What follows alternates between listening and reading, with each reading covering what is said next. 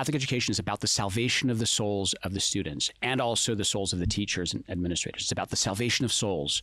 It's the mission of the church to populate the kingdom of heaven with people who are saved in Jesus Christ. Everything else is downstream from that, whether it's learning math or learning science or getting into a good college or getting a good job. All of that is far downstream from the goal in view, which is the salvation of souls. Okay. To the degree that artificial intelligence can serve as a positive tool for that end of real, authentic Christian human formation, great. Where it impedes that or becomes part of the mechanistic Dewey Prussian model of just producing factory bots, we should throw it out.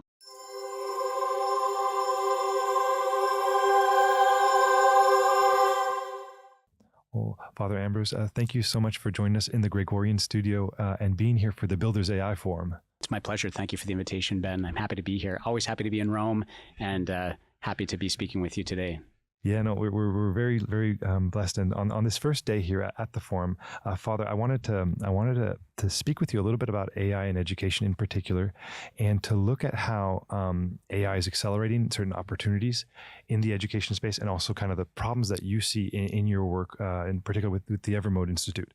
My confreres and I have developed an online curriculum to teach the faith to Catholic school teachers and administrators. The Catholic school system is kind of a disaster in America. It needs renewal. And one piece that needs renewal is the catechetical formation of the faculty and administration. Okay, so that's what we're working on. We use AI for that in this way. We've developed an online platform.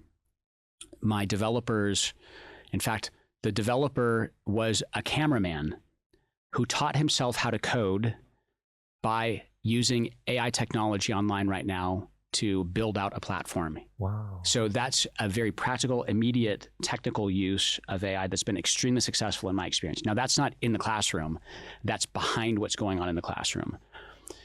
My team of lay people who help us Norbertines to create, film, and then deploy our catechetical curriculum, use AI to help generate texts, scripts. I never use those just off the shelf, as it were, from AI. It always needs a human touch. But the team of people who help me to do what I do best as a priest, kind of with the public face of this program, they can line up for me the working materials from which I can then do my priestly work. It's like a research tool almost, or it's a Bible. It's a library. I almost said biblioteca because we're in Italy, but it's a library of a sort that then I can reference and then do my work. Okay, so that's been extremely helpful so far as a tool. I see future possibilities in this. For example, we've rolled out the curriculum in an archdiocese that is mostly English speaking, but with a heavy Spanish speaking component. And so the teachers are asking me, is this curriculum in Spanish? And I tell them, well, no, but within the next 12 months, I would like to put the whole curriculum in Spanish, and AI will help me to do that. Me and my team will be able to take all of the filmed content. As it is right now, we can generate transcripts in all the languages, but I'm interested to see how AI technology can help us to refine, hone, sharpen the instruments that we already have created, if that makes sense. What do you think, when you look at the broader landscape in Catholic education, needs to change so that there is that proper formation where people know what life is really truly about? Okay, so that's a great question. And actually, it's the intersection of where this technology meets one of the big problems, which is a more theoretical problem with education as such. Much of American education, I'd say all of Western education, but obviously my experience is in America, is in the United States. And in Catholic schools also, we have adopted the Dewey model of a very utilitarian approach to education. So you get a good grade, you get into a good college, you get a good job so that you can make a lot of money and rinse, wash, and repeat through the generations. This is not human. This is capitalism. This is the Industrial Revolution of the 19th century and before, philosophically before, applied to education so that it's a factory line production. It reaches back to Prussia. It was a military thing. Even the fact that students sit in rows in seats. Yeah, I remember being too excited and having trouble just focusing. All of this, and the bell rings, all of this is modeled on military formation so that we can deploy an army of utilitarian bots in a capitalistic culture for production. That's where it comes from. It's not human. So rethinking or remembering what the formation of the person is, what Catholic education is, what education is, we can look all the way back to the pre-Christian times of the Greeks and the Romans about virtue. What is virtue? What does it mean to be a human being as such? And then how do we form someone into the life where they can be happy, a life of virtue? And ultimately, of course, as Christians, we know that means a life of grace, sanctifying grace. We need to help. So this is all I know it's very high level. This is kind of 30,000 foot theoretical conversation so far, but I'm going to make it practical. I'll try to make it practical. Education, Catholic education, is about the salvation of the souls of the students and also the souls of the teachers and administrators. It's about the salvation of souls. It's the mission of the church to populate the kingdom of heaven with people who are saved in Jesus Christ. Everything else is downstream from that, whether it's learning math or learning science or getting into a good college or getting a good job. All of that is far downstream from the goal in view, which is the salvation of souls. Okay. To the degree that artificial intelligence can serve as a positive tool for that end of real, authentic Christian human formation, great. Where it impedes that or becomes part of the mechanistic Dewey Prussian model of just producing factory bots, we should throw it out. So I think that this is the role of teachers in the classroom to say, listen, we need to get, it might be, and again, I'm kind of a purist about this. I went to a liberal arts college. I was trained by the Jesuits. I went to a Jesuit boys' school. And I'm a middle-aged man. I grew up without any of this stuff. And I think it's really devastating for young people to be on a screen all the time. I think that in an ideal Catholic family, a child would not even have a screen in front of him or her, ever. Seriously, ever, until maybe they're 12 or 15. They would never have access to the internet or a cell phone until they're 18. Now, is that going to happen in North America? Probably not.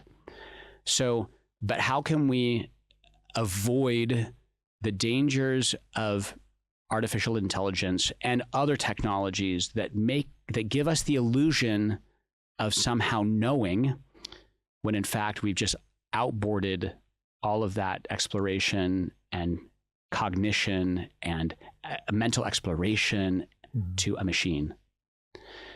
So that's a real that's a theoretical challenge. And I think that the answer to that comes down, Ben, to what is artificial intelligence? It's not ever going to be intelligence. It will always be artificial, because intelligence is something that requires a rational soul. Only humans and angels and demons have such a soul. So all of it is just simply an artifact. It's a technological artifact, and it can't replace human intelligence. Does that make sense? But Father, what do you say to that when almost on some level, like the underlying principles of this technology are embedded in a transhumanist ideology, which is of course the opposite on so many levels to the faith or the truths of the faith? I think that it means that we have to be very circumspect and prudent about how we use it, how we deploy it, knowing that this technology is not necessarily in its creation at the service of a common good. And is it at the service of an evil end? I'm not convinced of that. I don't know that it's just, I think it's morally neutral. I was having a conversation earlier today with somebody who was in Silicon Valley, very, very well placed in all of the big companies that you would know, from Intel to Microsoft to Amazon. And he was describing how the engineering departments were, creating all of the algorithms that we all live with. I'll just use one as an example that, the algorithms on, let's say, something like Amazon or Amazon Prime are designed specifically to capitalize upon those people in the ecosystem who are going to become addicted to the use of this platform. So what does that settle into? It settles into the people who have the least amount of money, but the greatest propensity to spend on loan, to rack up debt.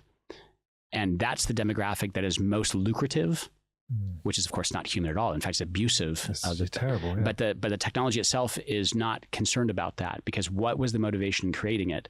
To capitalize, to algorithms, AI-generated algorithms that make it the bottom line, the supreme end.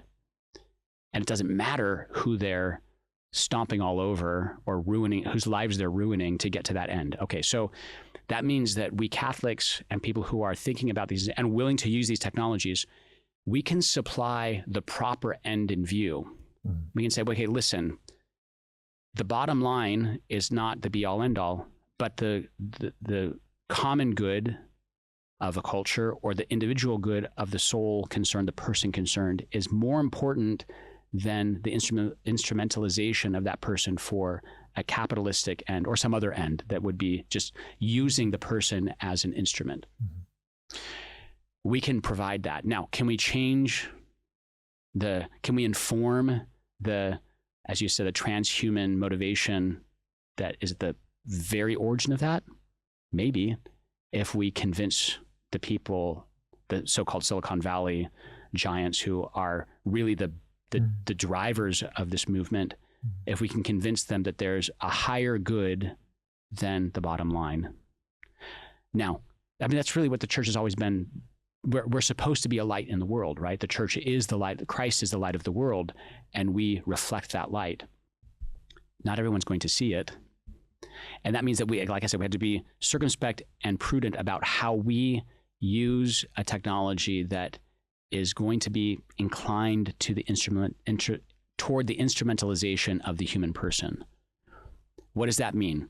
Like I said, I think for a family, it means probably don't give your child an iPhone until they're 18. That seems to me, as a priest, to be a very prudent thing. Now, then of course, I don't have a family of my own, so I don't know what that's like to have the 12-year-old come home and say, but all of my friends have one.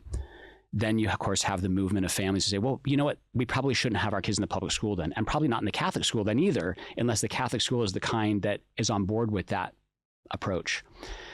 So then we think, okay, well, are we going to circle the wagon so much that our children then don't engage with the culture at all? Well, no, that's not probably a good idea either. So I'm highlighting for you, Ben, and for our viewers and listeners, just how deeply we need to think about the ramifications of the individual choices we make in the application, in the use of these technologies. It's important. These are important decisions at every moment. And I guess, Father, where would you draw the line in the classroom as well? I'm strongly against the replacement of person-to-person education in the classroom for education of elementary school or high school or probably even university. I think that that's a bad idea to try to replace real professors and teachers. And education is it's to lead out. Educare is to lead out of darkness into the light, out of ignorance into knowledge. That requires a human being who leads somebody who is the teacher, almost like taking somebody by the hand and bringing them, come along with me. I want to show you what I know, what I've discovered. Let's go look for the truth together. A machine can never be that. Where could we use it? Well, like I described in the work that I'm doing, I think that we can use it as a tool to help those people, those real human people, do their work. So this program that my converts and I have put together is, as I said, is virtual. The teachers either watch videos together as a faculty and then discuss them, or they go home, depending on their school, and they watch the videos, and then they have their assessment questions. Okay, so I'm interested to see over the next 9 to 12 months how we can use AI technology as a personal teaching agent, personal learning, so that that teacher watches the video and AI helps us to assess, have they learned what they need to learn from that video? what was important to you? And then the AI they type something in or speak something back. Then the AI says, okay, well, did you think about this? So, and I think that we are at a point where the technology can do that. And that way, without my being able to teach personally 2,500 educators across the country to be sure that they heard what I said or my confer said and understood it, we can use AI technology to do that. These are adults, these are busy people, and they're the ones who are teaching the children. Now, I would not want to replicate that in the classroom for the 12-year-old or the 18-year-old or even for the 20-year-old. But I think it's a tool that can help at the back end to prepare the teacher. It's very similar to, I preach a lot. We priests have a lot of work to do, but we have to be able to access, let's say, I want to know what St. John Chrysostom says about this passage of the scriptures. I can use the computer for that. I can go back to my library shelf where I have St. Thomas Aquinas' Catena Aurea.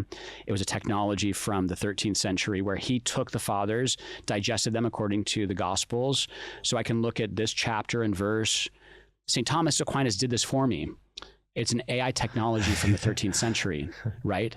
It's a tool. Yeah. And I can pull that off my shelf and I can look, okay, here's what St. John Chrysostom says and St. Augustine. And, a kind of, but it's material. Yeah. And it's of great use to me in my preaching. And I can prepare my homily from that. And I put the book back on the shelf and then I preach. Yeah. I write the homily, I prepare the homily, but I preach. And that in the background is a technology that's helped me. I think similarly, like I just described, the AI engagement with the contents of the Evermode Institute curriculum can be that for the teacher. They're learning the faith. And then now he or she tells the students, who is Jesus Christ? What is a sacrament? How does the life of grace inform my work as a biology teacher for the freshmen in high school? The AI is not doing that. The teacher's doing that. And our program, assisted by AI, at some very minimal level right now, but it could be more, is helping the teacher to be prepared well to do the teaching. Does that make sense? It's an instrument. It's a tool. It's a sharp tool. It can never replace the human. I love that. And Father, one final question. What are you most excited about to get out of this edition of the Builders AI Forum here in Rome? And kind of a follow-up to that is, what is giving you hope when you look at the Catholic educational landscape in general? Okay, two good questions.